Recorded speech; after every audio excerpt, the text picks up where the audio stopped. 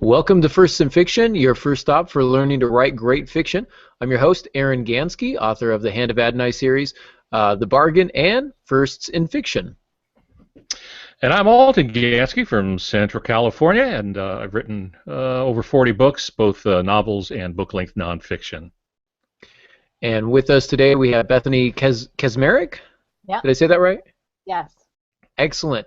Editor and writer, currently working on an outstanding fantasy project which is sure to sell millions next year. So, Bethany, why don't you tell us a little bit about yourself, what you're working on, and what you've worked on in the past, and all that good stuff.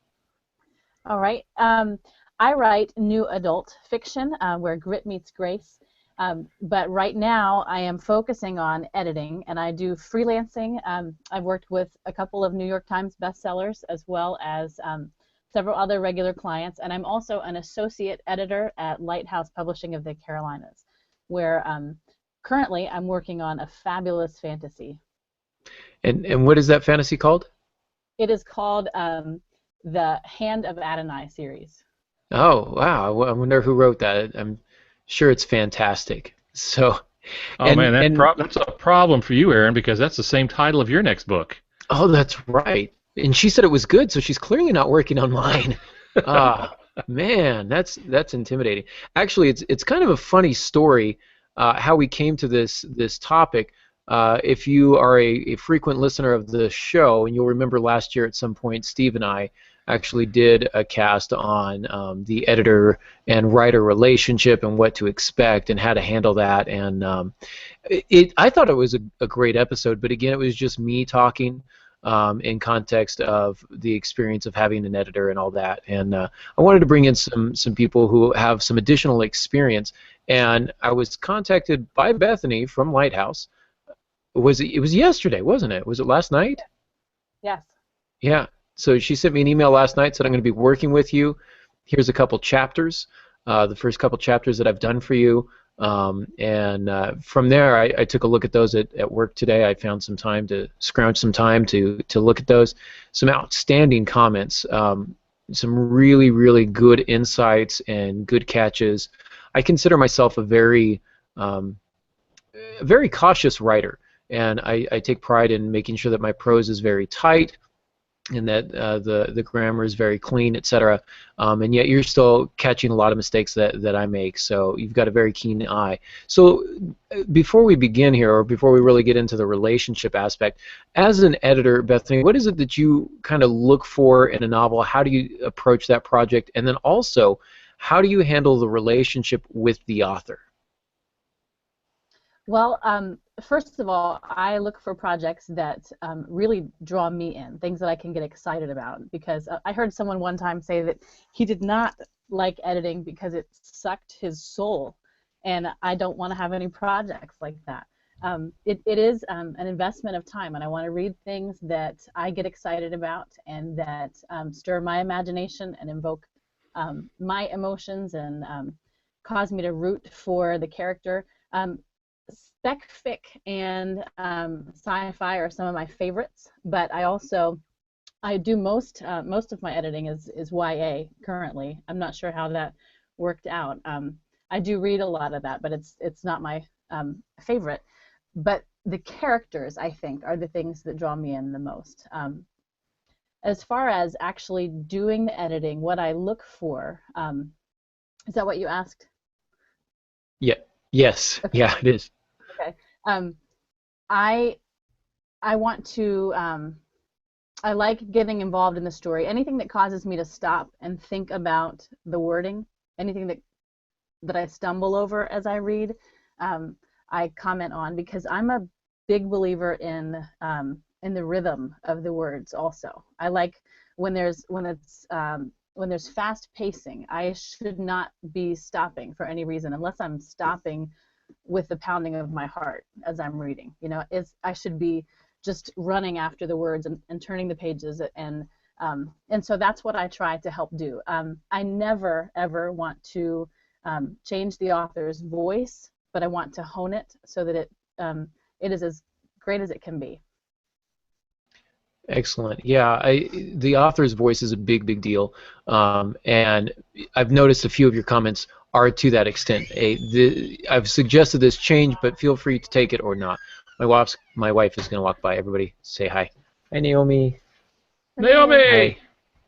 So, anyhow, so protecting the author's voice, I think, is a big, big deal, and I like that in your comments you say, hey, here's a way I would fix this, but you also give me several options to try and preserve my voice, and I've noticed that the suggestions you make seem to be in line with the character's speech, etc., how the narration is going, etc. So I like that you protect that voice, and I know, Pops, that's a big thing with you is having the voice as an author. You want to make sure that your voice is consistent, and so how do you as a writer communicate, Pops? How do you as a writer communicate to your editor that if they've suggested a change to you that you feel is going to compromise your voice, how do you communicate to them? There, it's easy for me to say. Can we edit that real quick? Can somebody just edit what I just said?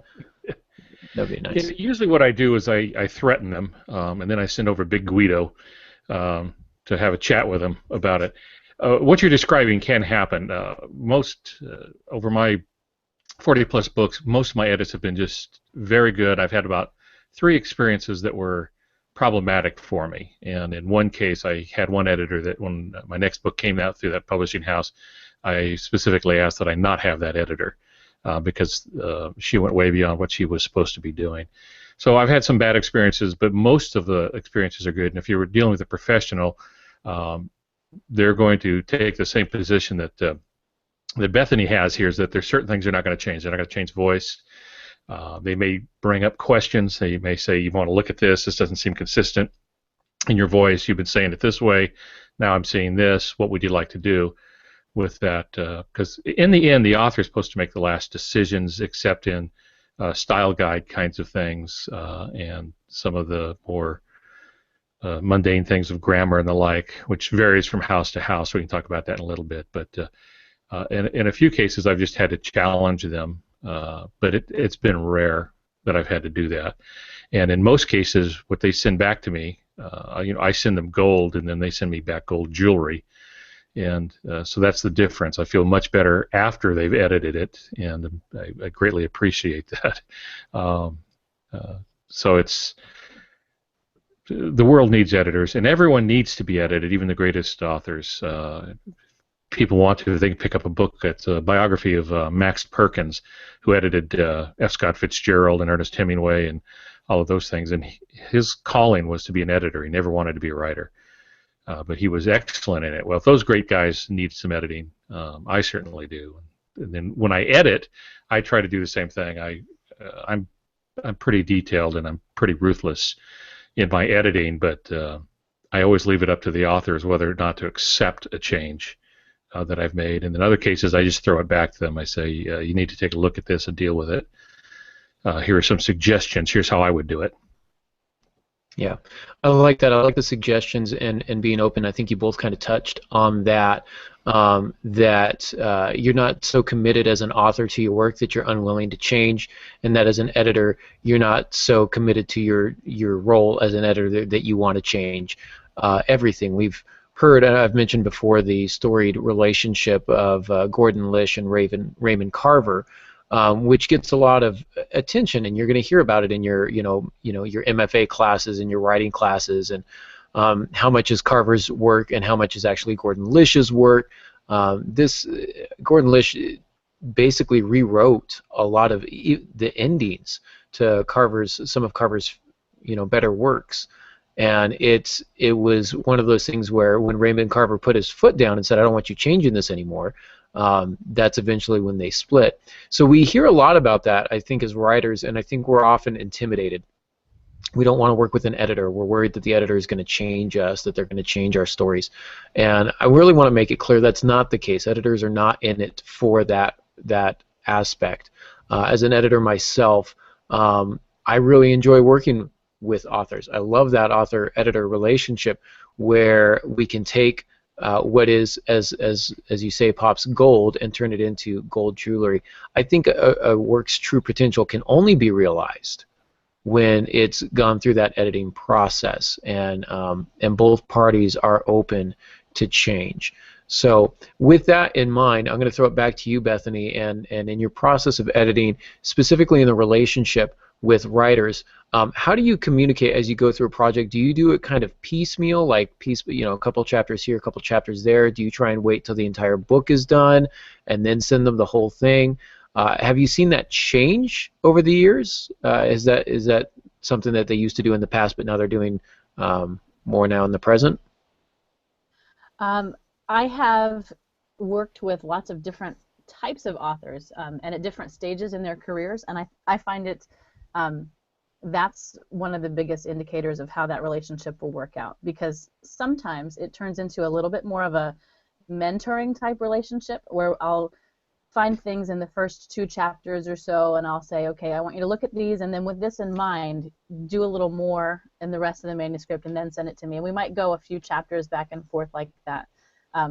I have done a few that have been just 1 or 2 chapters at a time. I prefer doing the entire manuscript all at once, but I definitely do that primarily with people who are more experienced writers who know a lot more about where they're taking the plot line and don't have as many questions. Sometimes it's a little tougher for people who are inexperienced, seat-of-the-pants writers, because they just kind of go, and then there are rabbit trails everywhere, and that needs to be reined in, and to find the true story, including all of the threads, and making that the tapestry that it needs to be, as opposed to just a rag rug, So I do both. But I think I probably enjoy the most communicating with authors, just 1 or 2 quick questions if something comes up, while I just dig into the project, just kind of throw myself into it, and then if I have questions that need to be answered immediately, we'll do that. But otherwise, I like to send a whole manuscript back and then hear back from them on that. Okay, excellent. And I want to make a distinction here too. Bethany, you and I are working together because our publisher has set that up. But we have a large listenership who are unpublished authors that are looking to be published. And for them, they need to look at freelance editors. They need to look at people who can do the things that you've described as opposed before they send their book into a publisher to increase the chances of the book's publication. And so do you see, Bethany, a difference between freelancing and then working for a publisher, or is that pretty much the same process for you? It's a very different process. And I enjoy working with independent authors and doing freelance even more, I think. I enjoy working with Lighthouse Publishing for sure, but the dialogue and the freedom that comes with the new indie authors who are braving just putting their work out there and doing the marketing and tackling all that on their own, there's an investment there that I don't see quite as much with the traditional publisher, and so it's really interesting. It adds a very different dynamic to it. Of course, working with independent authors when I'm doing the freelancing, sometimes I get people who are very, very beginners, and that's different. And if I don't have time to take on that level of mentorship at the time, I've had to turn some people away and just say that I don't have time to take that on right now. But I enjoy the level of investment and appreciate I appreciate independent authors who want to make sure that they're putting their best product out there, their best story out there, and not just writing a first draft and sending it over to CreateSpace. Yeah, absolutely. And Pops, you've done a little bit of both. You've worked for authors independently who are trying to get their manuscript cleaned up for publishers. You've worked for publishers who want you to work with writers who may have a good story idea but maybe need a little help on the prose. Do you approach those projects differently, or is it kind of like what Bethany said, same process? Yeah, I do approach them differently. I haven't been doing a lot for independent writers. Mostly a publisher will hire me, either to work with a writer or to do what amounts to a line edit. And I never like to assume that our listeners know all those terms because there's always new people coming on board. Generally, when you go through a traditional publisher, you're going to get 3 levels of editing. The first is the macro edit, or the substantive edit. That's big picture stuff mostly. Does the story hold together using the same names? Does it deliver on the end? They're mostly looking at whether or not you have a solid story from beginning to end. Then there's line edit, where the editor goes in, and that's mostly what I do.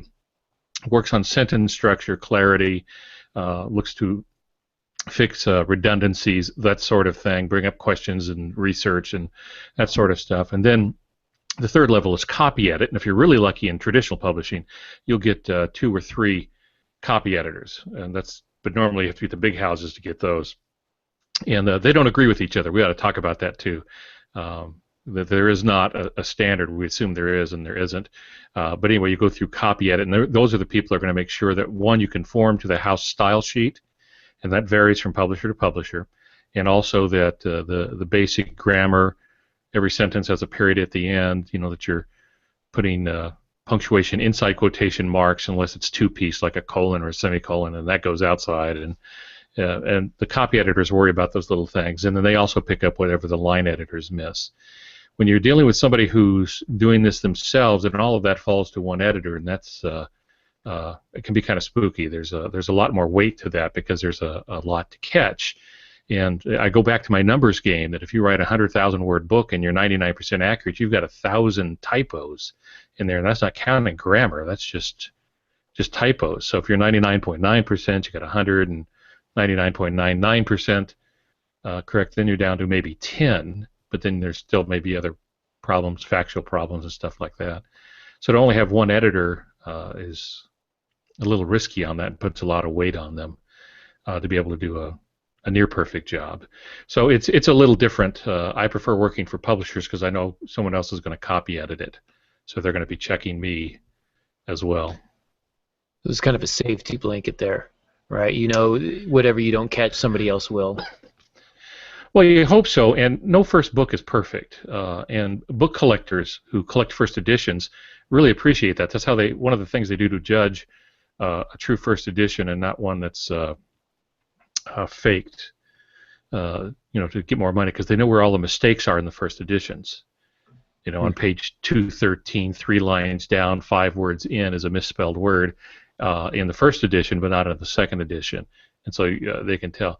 Almost no book comes out perfect in the first edition, except the top-notch writers who are getting the best of the editors, and even then, I find mistakes all the time in first edition books. It's just the way it is. So yeah, it is nice to have more than one pair of eyes going over it. Excellent. So a couple of things I do want to talk about. Eventually, I want to get to the question of if you are a writer seeking an editor, either independently, or if you are an author who's been assigned an editor from your publisher. I want to talk about what to look for. What, as a writer, do we look for as an editor? But before we get to that, I was going to follow up on your question, Pops, or your statement about having editors who disagree. When you have 2 or 3 or 4 editors, and editor A can't agree with editor B, how did you handle that particular situation? What's your advice for other writers who find themselves in that place? Yeah, when you're working with traditional publishers, you never quite know what you're going to get. And I did a book that was going to be published by one of the imprints of top 6, well, I guess it's top 5 now, publishers that keep combining and stuff. But anyway, they had 3 copy editors go over it. And the first copy editor went over and made changes. And then the second one came by and undid everything the first one did because they had a different view of things. They'd been taught differently. And then the third one comes by and changes both of them. And it would have saved me a lot of time if we'd just gone with the third one. And there were little snarky remarks from one editor to another editor. So they don't always get along. Well, you have not seen a fight until you've seen 2 grammarians fight over, a noun clause or something like that. They get kind of protective of such things with that. So in that case, I went through and made it the way I thought it ought to be. But my rule of thumb as a writer is, if my editor changes something, I won't change it back unless I can prove I'm right. That's a I good need to know idea. for a fact that I'm right and they're wrong, and that happens. That happens. Not a great deal, but it happens where the editor's been wrong. Famous story: Dean Koontz had an editor who wanted him to change something in his book that was coming out, and he wanted this big furnace where somebody was going to be thrown into it or something like that in the basement of the home in California. And Dean Koontz wrote back, "Well, I live in California, and most homes in California don't have basements. It's all slab on grade." And the New York editor said, "No, they all have to have basements." And he said, "No, they don't." Back and forth they go, and so finally he changed the manuscript and he put a big furnace in the basement, and he described it in more graphic terms than I'm going to use, but he described it as being huge, big, able to hide the entire body of an editor without anyone ever noticing. And the editor wrote back, "I get the point," and gave it up. And because the editor was wrong, most houses in California don't have basements. Maybe the oldest do, but it's all slab on grade now. Yeah, that's fantastic. Good stories like that, good stories. I had another one, and it just completely left my mind, so it'll come back eventually. So let me ask you, Bethany, have you ever worked with other editors on a project, and what happens when editors come to fisticuffs over the Oxford comma? Well, when you're working for a publishing house, it does very much depend on the style guide. I add my own style guide. I have a style guide for each author that I work with, so that if there are things that I notice, I have one author that spells the word all right, A-L-R-I-G-H-T, in dialogue, and in the prose and the narration surrounding it, we make sure that it's spelled correctly. But that's how she likes to do that. And then and there are certain other words that, there are different ways you can spell things according to Merriam-Webster, and so as much as I can, I leave those kind of things up to the author and what they like, and I just make sure that throughout the series especially, that it's not from one book to the next book in a trilogy different. So I keep the style sheet for that author on that project. But my sister is also an editor. At our website, alittleredink.com, we're the editor sisters, and so we are often each other's second set of eyes. So we'll do I'll do the substantive edit and the line edit for a project, and then she'll do the final copy edit on something, and we trade back and forth like that to make sure that they are getting a second set of eyes. Because I've noticed in times when there's been a time crunch and I'm the one that has to go back and do the proofread for the author, that I miss things if I've seen it too recently. It's just too much with me, and I'm self-correcting as I go, and not catching those things. So it really is important to have that. Do you find you and your sister work well together so that you don't end up having a lot of those debates? Do you guys, both use the same style guide so that you avoid those types of, controversies or conflicts? Yes, when we're sharing a client like that, we stay in touch often and email each other the style guides that we've written up for each client, and so we know that those kind of things are staying consistent throughout. Excellent. Yeah, style guides are a lot of fun. Let's make sure everyone knows what a style guide is, if that's okay, Aaron. Yeah. Because again, I don't like to assume that everybody knows everything. Style guides, really, we're using them in two different ways here. First, let's talk about publishers. Publishers have in-house style guides. We like to think that English and grammar is uniform across the universe, and it's not. It varies from house to house. And so what they have is their own style guide. So most will use the Chicago Manual of Style as their basis for book-length work. Not the AP style, that's usually journalism, but for book-length work, most will use the Chicago Manual of Style. But then they will have their own style sheet that supplements that or makes exceptions to the rules in that. And it's a formal document. You can ask them for it, and they'll send it to you. Now, usually they don't do that because the copy editor goes back through and makes sure those things conform when you're dealing with a traditional publisher. Now, I've done what Bethany's done is when I have a private client, or even if I'm working for a publisher, I will create a style sheet that says the author does this. Let's say it's the author has God in the mix, and so the question is, do you capitalize the pronouns or not? And some publishers say absolutely not, you can't do that. Others say yes, you absolutely have to do that. Others say, well, it depends on many things. So I would write down, author prefers this. And so when the manuscript I turn in, I've tried to make sure it's consistent in that. And if the publisher doesn't like it, then they can quickly zip through it and fix those things. So there's the personal style sheet. Some authors will do their own style sheet. I used to do that, where I'd have a list of all the vehicles, all the transportation modes, all the special terms that are used, and then my preferences on some punctuation, the way I use an ellipse at the end of the sentence, and why I'll use an em dash instead of an ellipse at the end of a sentence. There's certain rules I have about that, and then I send that off with the manuscript to the publisher, and then whoever the editor is, they have that in front of them. That helps them out. That makes a lot of sense to have your own personal style guide. As a matter of fact, I've had a couple different editors, and Bethany, you're my second one here. Are you still with us, by the way, Bethany? Yes. Okay. The picture was frozen. Okay, there you are. So it was frozen on my screen, so we're good. You're the first one to send me the style guide. When working with my editor for The Bargain, I didn't get a style guide from that editor, and instead I just got the entire manuscript back at one time with comments throughout. But I was really impressed that you sent me the style guide, and I looked at that and I was a little intimidated, and then you started making references to it throughout. And it's funny, one of the things that you mentioned is I've got the names of flowers. I can't remember if I capitalized them or not.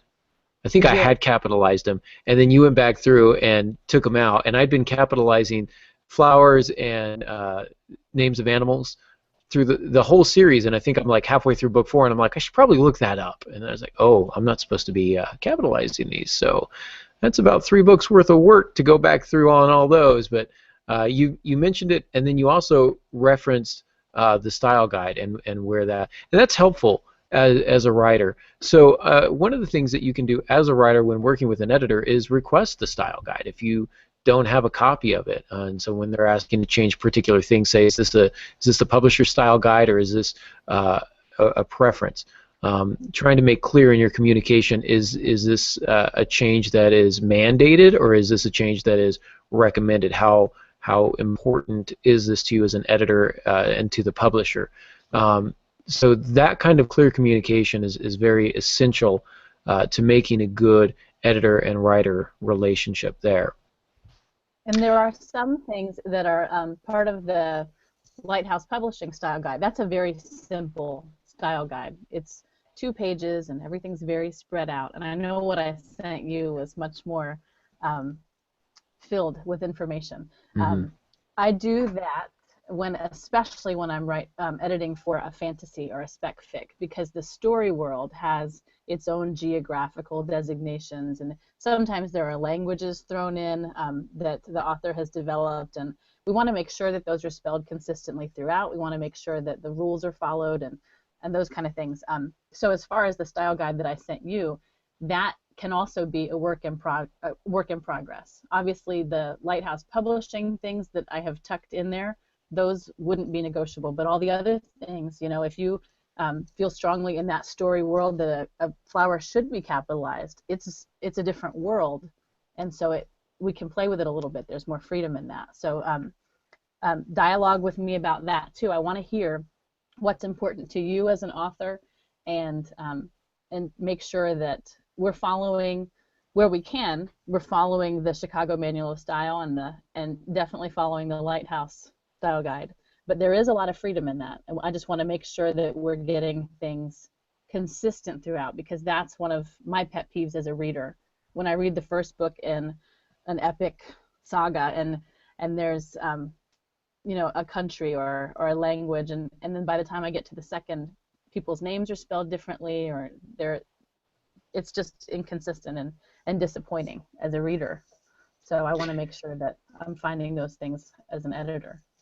Yeah, absolutely. Consistency is a big thing, and from a writing standpoint, when you're working with that, a story world that spans the course of 3 or 4 novels, it can be tough. There are things that you're going to do one way in book 1 that you change in book 4.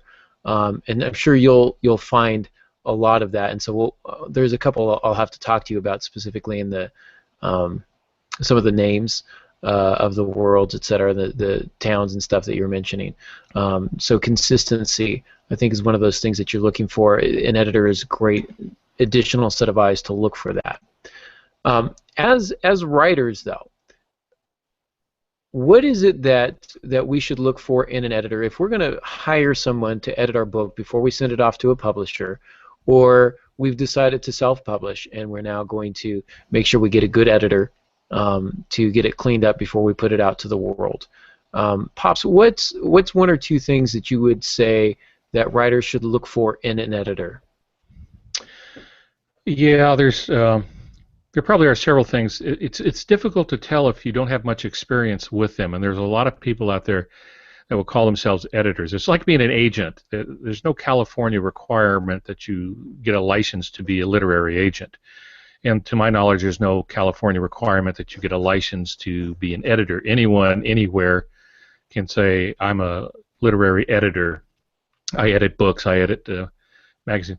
And it doesn't matter what your background is, your skill level, or your experience. Anyone can say it, so it becomes incumbent upon the writer to do a little background check, see what's been done, visit the website. Does the website look professional? Is the language good? If you go to an editor's website and there's tons of misspellings in it, I don't mean the occasional typo, but you can just tell the sentence structure is wrong and stuff, probably not someone you want to start forking money over at $35 an hour or whatever they're charging. The other thing is, if they charge too little, I get suspicious. If they charge too much, I get suspicious.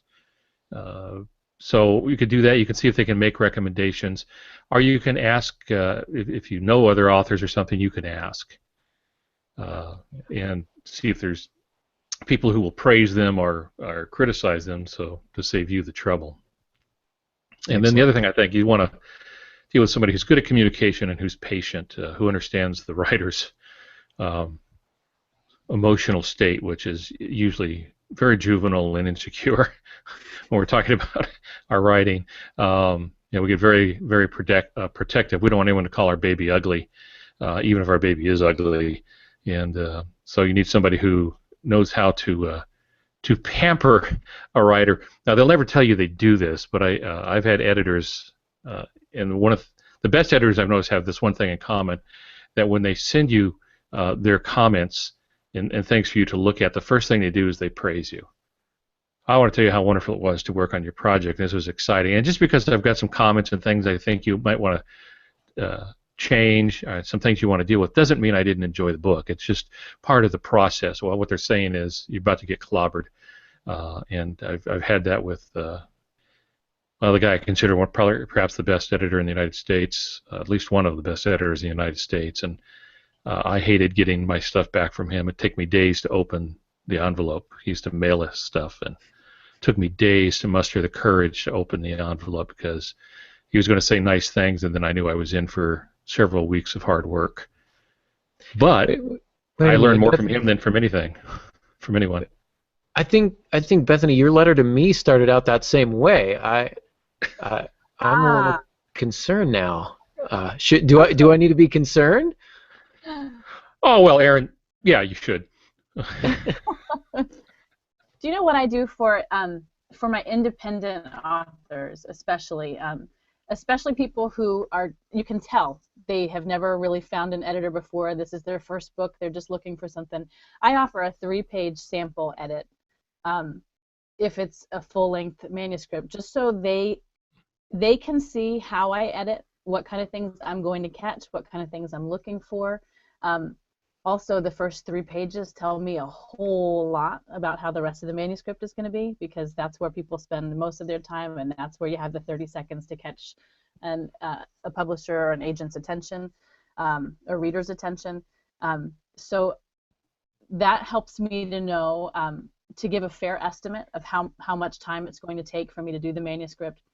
But it is also a great opportunity for them to see what kind of comments I make. Am I snarky? Am I just critical? Am I encouraging? Am I teaching as I go through? Those kind of things. Because there are some people, some writers who don't want necessarily a teaching relationship. They don't want the advice as they go through. They just want just mark it and go on.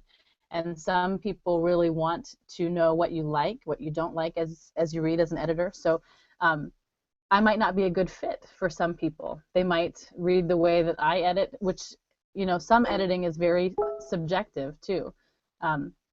There's grammar, and then there's opinion, and so that's important to weigh in there too. And if I, from an author standpoint, I would want to find an editor who cared about my story enough that I felt like they really were going to invest in helping me sharpen it and not just take a knife to it. Yeah, exactly. And I think that's important.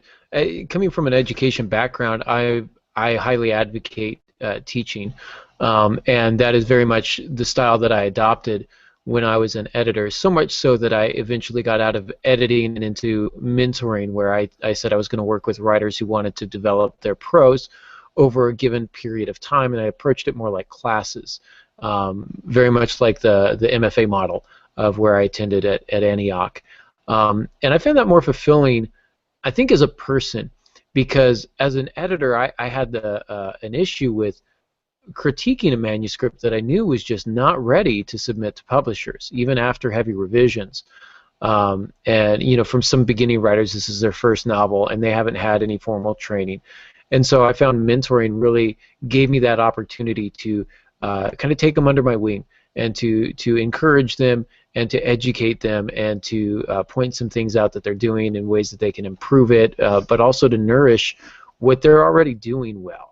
And I can already kind of see that in your comments, that clear communication, encouraging when you need to be encouraging, but also clarifying when something is a preference versus more a hard and fast rule.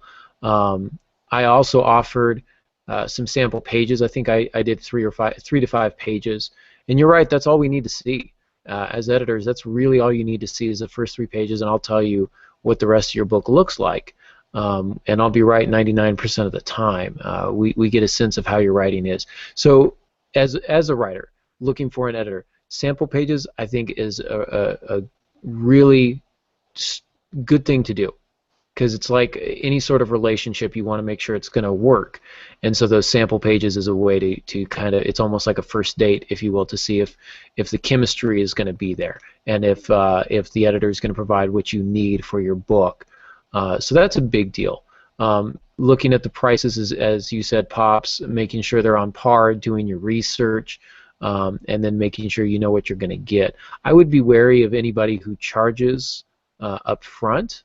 I guess maybe we should talk about some red flags. Anybody who's going to charge up front and not give a solid deadline or show any sort of progress.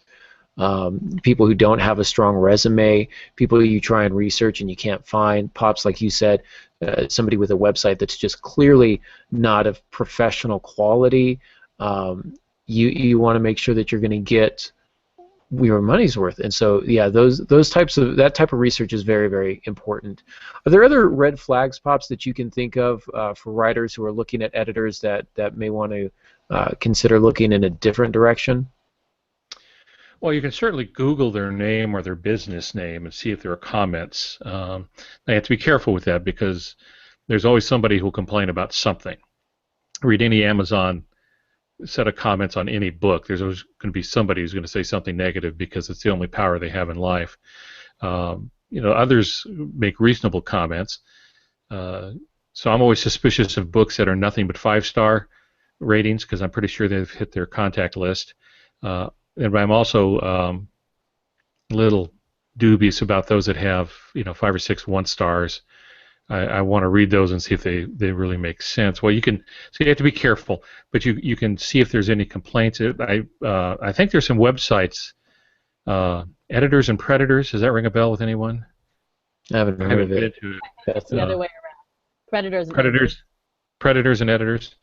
And they, I think, collect comments about editors that are agents also who might be taking advantage of people. So you can do some of that, but it's difficult because you don't know them. So if you can get a recommendation from someone who has been edited by that editor, then it's a good thing.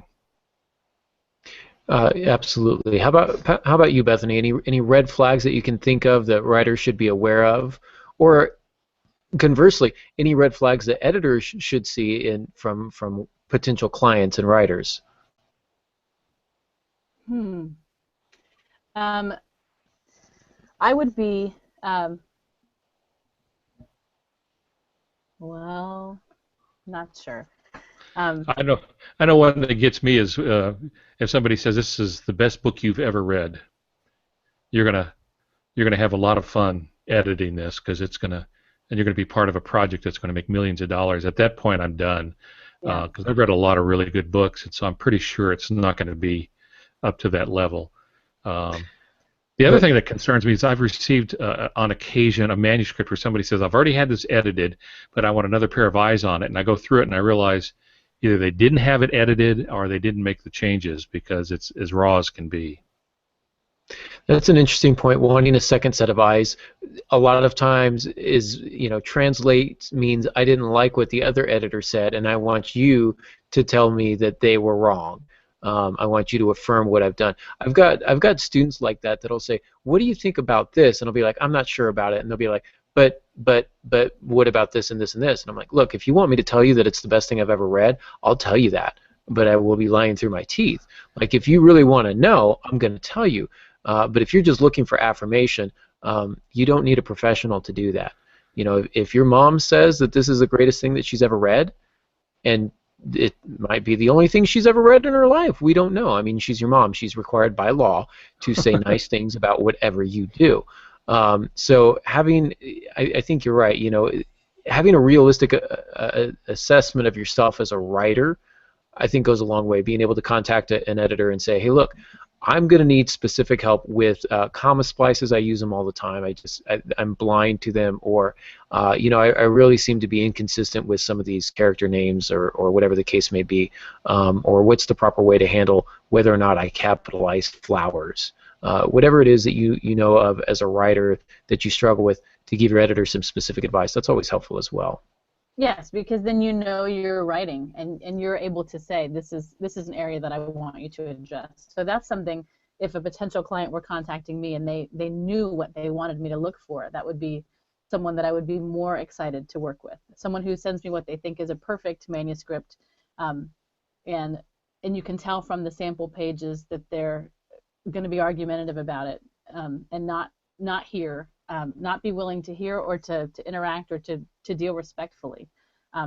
There are also scammers on both sides of the thing. You know, I have this has not happened to me personally, but since I do 3 sample pages, some other people, some other editors that I know have been contacted, and someone might say, can I send you any 3 sample pages? And basically they're shopping around trying to get free 3 sample pages here and there, and they're trying to get a free edit. So it's important, not only because you want the first few pages because they tell you the state of the manuscript, but also because that's, you just don't want to find somebody who's trying to get a free handout. Yeah, I mean, if you're looking to take advantage of an editor, there are ways to do it, but again, it's not going to be productive. I mean, even if you are sending out 3 sample pages to 100 different editors, you're not going to get a consistent product back. And even if you make all the changes, I mean, it's hard to get 3 editors to agree on something. Try getting 100 of them to agree on something. You're just not going to have a consistent work, and then you're going to end up with a book that's probably worse than when it started. Being open and honest in communication, paying an honest person an honest wage for honest work, that goes a long, long way. And so doing your research and contacting these people is a very, very real way of making these connections. And Pops, you do the Blue Ridge Mountain Writers Conference. We've been there. I've been there. Bethany, you've been there. And we've made a lot of these connections with editors and writers, and we've seen those types of relationships, both positive and negative. But the advantage of it to attending the Writers Conference is you get to meet them. So if you are a writer, even if you're an editor, attend writers' conferences. and sit down and talk with some writers. And it's a good way to find to get kind of that first initial meeting and to get a sense of who the person is and how well you'll be able to work with them. That's something else that you can do that I think is well worth your time and money. I think I say that every week too, by the way. So finding someone who has a contract, who's willing to do a contract, is important too. I think a lot of beginning editors don't take the time to lay something like that out, and that's important because it does just guarantee that they're going to be taking good care of your work and that you're going to be treating one another respectfully and that bases are covered. It's a professional agreement. It's not just everybody looking out for themselves. It's a way to protect the working arrangement so that you don't have to have really tough and awkward conversations.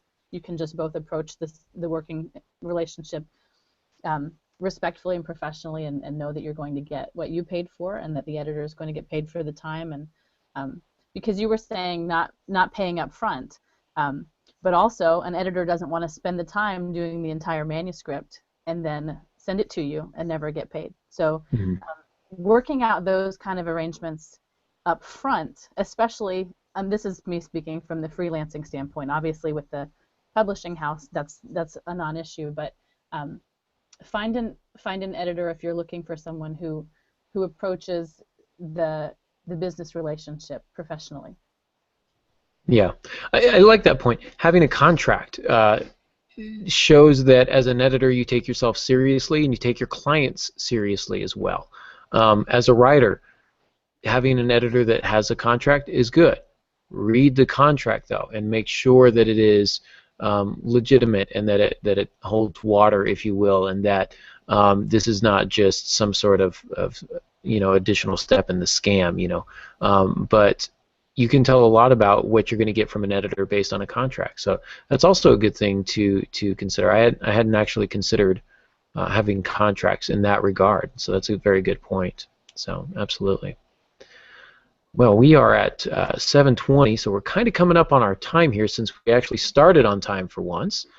So before we sign off, Pops, do you have anything last-minute comments?